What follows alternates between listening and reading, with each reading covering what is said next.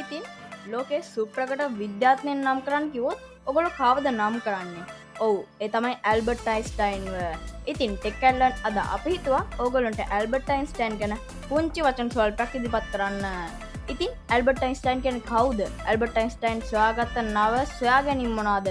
ඉතින් එන්න දැනුවත් අයට තව දැනගන්නටත් නොදැනුවත් අයට දැනගන්නට තමයි මේ වීඩියෝ එක. ඉතින් මේ ටෙක් ඇන්ලන්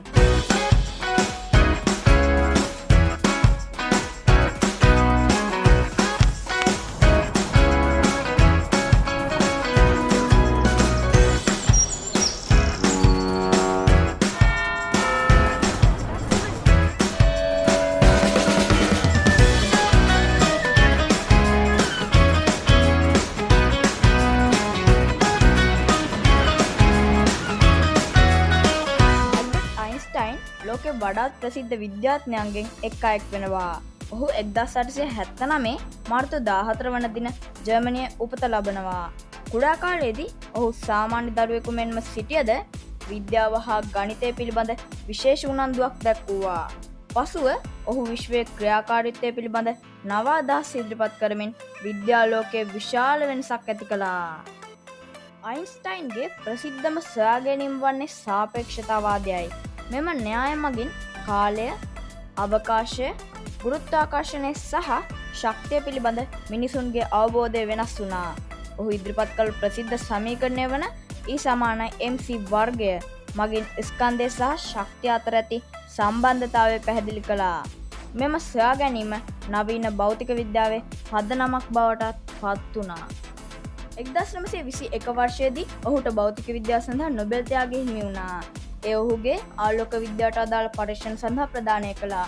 ඔහුගේ න්‍යායන් නිසා අභ්‍යවකාශය, ග්‍රහලෝක, තාරකා සහ විශ්වය පිළිබඳ නව සොයා ගැනීම් රසකට මඟ පෑදුණා. අයින්ස්ටයින් විද්‍යාඥයෙකු පමණක් නෙවෙයි, සාමය අගය කළ පුද්ගලයෙකුද වුණා. යුද්ධ වලින් සිදුවන විනාශය ගැන ඔහු කනස්සල්ල පළ කළ අතර ලෝකයේ ජනතාව අතර සාමය හා සහයෝගිතාව වර්ධනය විය යුතු බව විශ්වාසය කළා. ඔහු සරල ජීවිතයක් ගත කළ අතර දැනුම සහ කුතුහලය මිනිස් සංවර්ධනයේ මූලික බලවේග බව පෙන්වා දුන්නා. අද දිනද ඇල්බර්ට් අයින්ස්ටයින්ගේ නම බුද්ධිය, නිර්මාණශීලීත්වය සහ විද්‍යාත්මක සොයා ගැනීම් වල සංකේතයක් ලෙස සැලකෙනවා. ඔහුගේ අදහස් නවීන තාක්ෂණයේ බොහෝ අංශවලට බලපා ඇති අතර විද්‍යාලෝකයේ ශ්‍රේෂ්ඨතම චරිතයක් ලෙස ඔහු සදාකාලිකවම මතකයේ රැඳී සිටිනවා.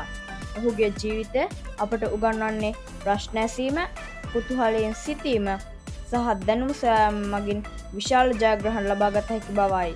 විද්‍යාවට කළ ඔහුගේ සේවය නිසා අද ලොව පුරා සිසුන් සහ පරීක්ෂකයන් ඔහුගෙන් ආදර්ශ ලබා ගන්නවා. ඉතින් මම ඔයගොල්ලන්ට වීඩියෝ එක අතරතුර පුංචි මතක් කිරීමක් කරනවා. ඒ තමයි ඔයගොල්ලෝ පහළ තියෙන subscribe button එකට තාම පුංචි තට්ටුවක් දීලා නැද්ද?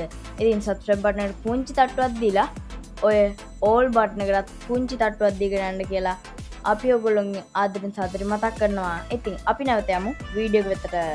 ඇල්බර්ට් අයින්ස්ටයින්ගේ බලපෑම ඔහු ජීවත්ව සිටි කාලයට පමණක් සීමා වෙලා නැහැ. අද භාවිත වන බොහෝ නවීන තාක්ෂණ සංවර්ධනීමට ඔහුගේ ඥාන උපකාරී වෙලා තියෙනවා. අභ්‍යවකාශ ගවේෂණ, චන්ද්‍රිකා තාක්ෂණය සහ විශ්වය පිළිබඳ පරීක්ෂණවලදී ඔහුගේ අදහස් තවමත් වැදගත් වෙනවා. දැනුම ලබා ගැනීමට වඩා පරිකල්පනය වැදගත් බව ඔහු පැවසු ප්‍රසිද්ධ අදහස් අතර අදත් ජනප්‍රියයි. ලෝපුරා පාසල් හා විශ්වවිද්‍යාල ඔහුගේ සොයා ගැනීම් ඉගැන්වන අතර විද්‍යාවට කැමති දරුවන්ට ඔහු ආදර්ශමත් චරිතයක් ලෙස සැලකෙනවා.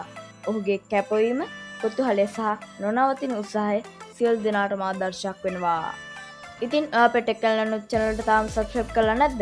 ඉතින් පහළ තියෙන subscribe button එකට පුංචි තට්ටුවක් දීලා all දාගෙන තියාගන්න.